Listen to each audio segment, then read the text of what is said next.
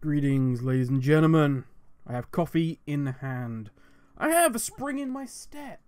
Or should I say, in all honesty, I had a spring in my step. Planet Zoo is sadly down for maintenance because the 1.1 patch isn't out yet. So I'm having to wait for that. And during the wait, I thought, you know what? I should go onto Twitter and see what the current news is with the youngsters. And it turns out that the new Star Wars film is going to be reportedly a massive dumpster fire by those that have seen it. Yeah, which may explain why PewDiePie has all of a sudden decided to leave Twitter. It's too much for him. It's too much. And he's going to walk away from YouTube. Which, on a completely different side note, I will say that it's not a bad idea, given that the Copper Forest Fire is coming to YouTube. Giving yourself a little break to watch as the fire spreads, see what happens, and then come back bigger than ever. It's probably a smart move by him. Fair play to you. And then, to top it all off, I discovered The Simpsons has been airing for 30 years now, and I remember the first episode coming out. Yeah, like I needed that. Thanks, world. Just kicking me down today. So, we're going to focus on something that is listening to the fans and is working to make itself better. World of Warcraft, yes. 8.3 is looking very good, and given that this is a testing platform for what is to come in 9.0, this is a reason to be very, very positive. There are currently a ton of videos out there talking about all of the PTR stuff for 8.3, so instead we are going to put our tinfoil hats on and talk about classes and roles.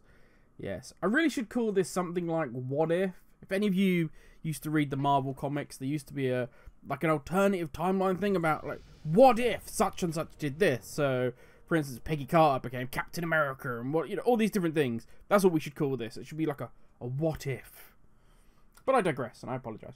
Today we're looking at the trinity of Warcraft, the relationship between the tank, the healer, the DPS. And what if we mix this up a little bit? Let me take you back. We take back to a time long ago, before, well, certainly before Disney made Star Wars into a burning dumpster fire of a thing. Most classes in WoW were broken. If you go way back to vanilla, most of the classes were broken in some way, just didn't play very well. That's why you always see priest healer, warrior tank, mage for damage, things like that. You'll always see those because they were the classes that had some spec that worked.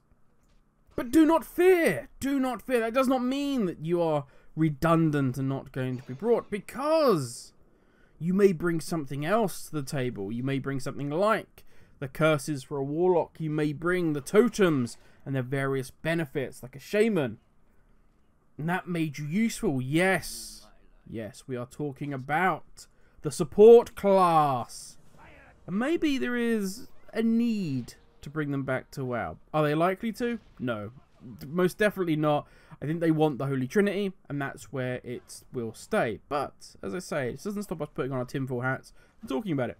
So what would a support class look like? What would it bring to the table, and why would it be helpful? And also, probably more importantly, why would it be interesting and fun? So let's look at the classic view of a support class. And I'm talking about classic WoW here. I'm talking about the D&D style, the Bard. Yes, their musical instruments buffing their friends and debuffing their foes. So for some of you, the names are going to be very familiar. WoW obviously digs heavily with regards to its names from D&D. Things like Polymorph and so on and so forth. Fear. So, let's kick this off nice and simple. I've taken a couple of the D&D names for abilities, and we're going to see how we can turn them into some sort of support class spell. Long Stride. Nice simple one to get started with. Like the old aspect of the cheetah, you can increase your party's movement speed. Now, how exactly that's going to work, whether that does make, you just literally toggle it on, but it dazes you if you get hit, or it gives you a speed buff for the whole group for a certain period of time, who knows? Maybe it also does attack speed and stuff like that. Next up, that would be a nice little low-level one. Shatter. A loud, thundering roar rips the sky apart. All mobs within the area of effect are debuffed, hitting for less and unable to cast. They want to put their hands over their ears. They want to stop the deafening roar that is above them. They can't focus on what they're doing. tiny hut. Yeah, tiny hut. Maybe one for the fabled Tinker class if they ever decide to actually bring it in. But you construct a small hut with all the tools needed to repair, etc. within the dungeon. You literally just ding, ding, ding, ding, ding, and create a little temporary hut in a raid in the dungeon. People walk into it, they can repair their gear, whatever needs to be done. It's just a fun little flavour style thing. Like Eye of Kilrock. How many times do you actually use it? But it's cool to have it. It's a fun little thing to there. So there we go. Locate creature. Very much like Hunter's Flare. You can use it and it will reveal to you hidden foes within a given area. A lot like, I can't remember the name of it now off the top of my head. Apologies. The Demon Hunters have their demonic sight. So something like that. Now, we're getting up to higher level ones.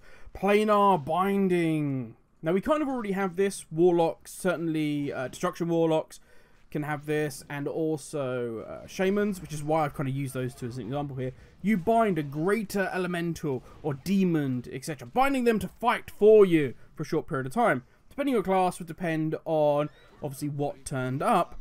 But also how that would work. Whether it's a demon that would make the enemy cower in fear or do far less damage or would stun them for a period of time, or it'd be an elemental that would buff those around it. So I don't know, all your weapons do increased damage or you get haste, whatever it would be, you'd get a buff. There we go. Now this is one that kind of is just, I saw the name True Polymorph and I was like, how on earth would that work? So this is completely out there. But I just thought this is actually quite a fun thing. And I was thinking about a Tour de Zar. So a Tour de Zar, if you go left-hand side, you've got that big sort of construct with the laser beams. And it's horrendous. You generally try and avoid it or try and really play around it because they hurt a lot. They're a real pain. So I was thinking, ooh, what could True Polymorph do to something like that? Turn an elite creature into a harmless chicken. But a very, very angry chicken. Basically, it would lose its elite status. Its damage would go down. It would lose potentially its abilities that it would have as a whatever mob. So if it was a healer, it would lose the ability to heal its comrades. If it was big damage, if it was like a warrior, it wouldn't be able to do blade storming amongst your group. It would lose that ability and it would just be a very, very, very angry chicken.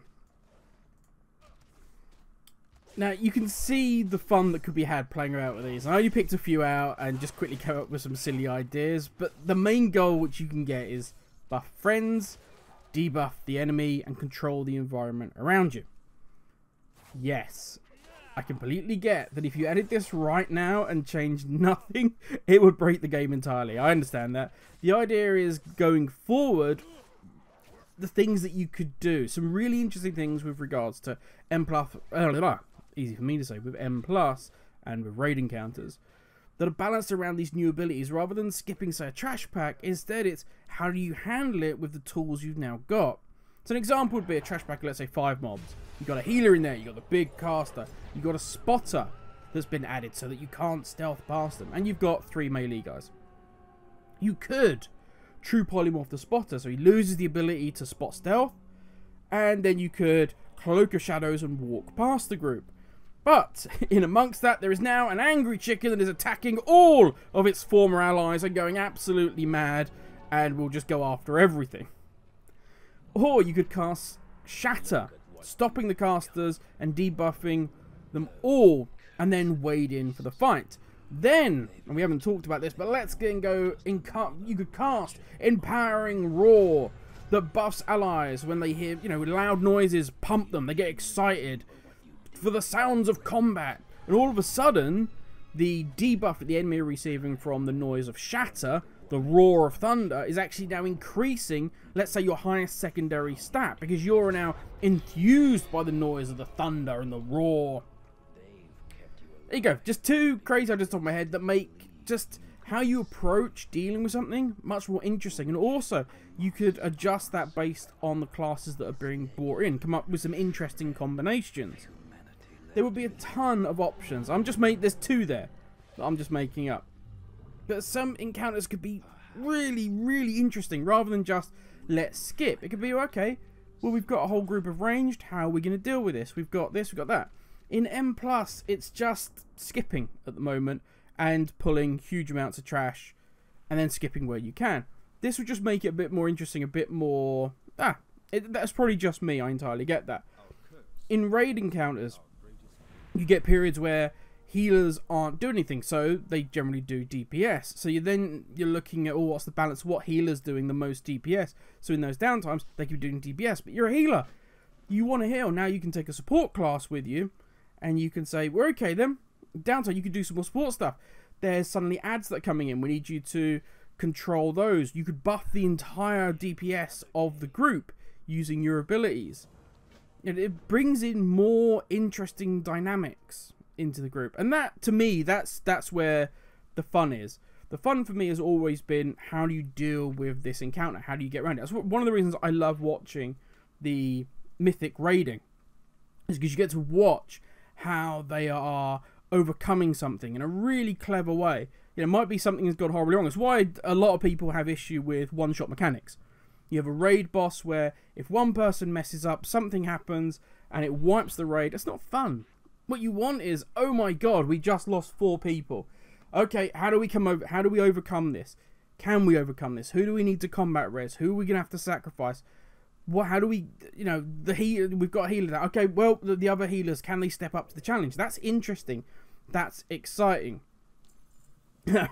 100%. This would be a balancing nightmare. I understand that. But we're just having some fun here, coming up with ideas, just putting, as I say, our what-if scenario, our tinfoil hat on. I, for one, would like to see the new Tinker class. I'm not going to lie about that. I know it's been generally touted every single expansion.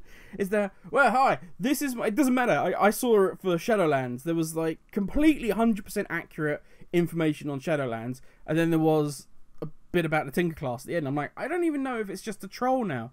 If it's just this meme that we put the Tinker class at the end of everything.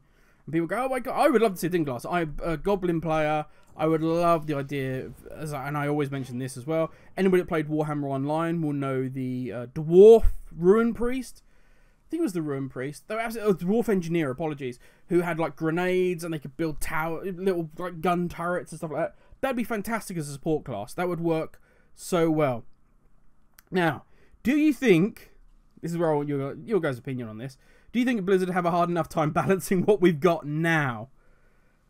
Or would, with regards to balancing, the support class be either completely and utterly useless or way too overpowered? And it just wouldn't, there's no way that they could properly balance it. So I have no problem with, as they say, every class having its moment at some point during the expansion. So you remember that, you go, oh, but at the beginning of the expansion, the warrior was so strong, but late in the expansion, the monk is really strong, or the death knight's really strong, and different classes having their time in the sun, as they say, their moment to shine.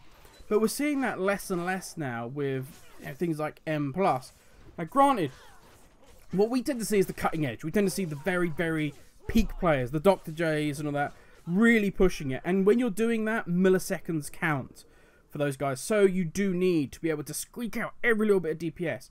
I understand there's going to be a cookie cutter for that style. I understand that. But the problem is it bleeds down to the casual player base. And all of a sudden, you're being told, I'm not taking a Guardian Druid to my +4 because I've watched Mythic Plus and they're shit. Nobody takes them in Mythic Plus, so I'm not taking it. Oh, with the newbie zones coming, which is hopefully going to be this place to teach new players about utility spells, about mechanics of their various mobs, maybe it isn't such a bad time to introduce the new, all singing, all dancing Goblin, Squeaky Thunderbox, the Bard, at your service. What do you think, ladies and gentlemen? Would it be an idea to have some sort of support class? Either bring it in now with regards to classes like, I would have no problem with Demonology Warlock, maybe the Resto Shaman, maybe the Monk, the Mistweaver, being more of a, and like this Priest, having like a hybrid role where you're not one thing, making that more of a solid thing than at the moment where we've just kind of got, this is kind of where you sit, because it seems to be very difficult for Blizzard to balance and work around how those things should work. Anyway, that has been done, ladies and gentlemen. I've talked long enough. It was meant to be a quick video, and I've gone on for like almost 15 minutes. So my apologies on that. But have an amazing day, ladies and gentlemen. I'm off to go play some Planet Zoo, because hopefully it's live now. I'll talk to you later. So have a good one.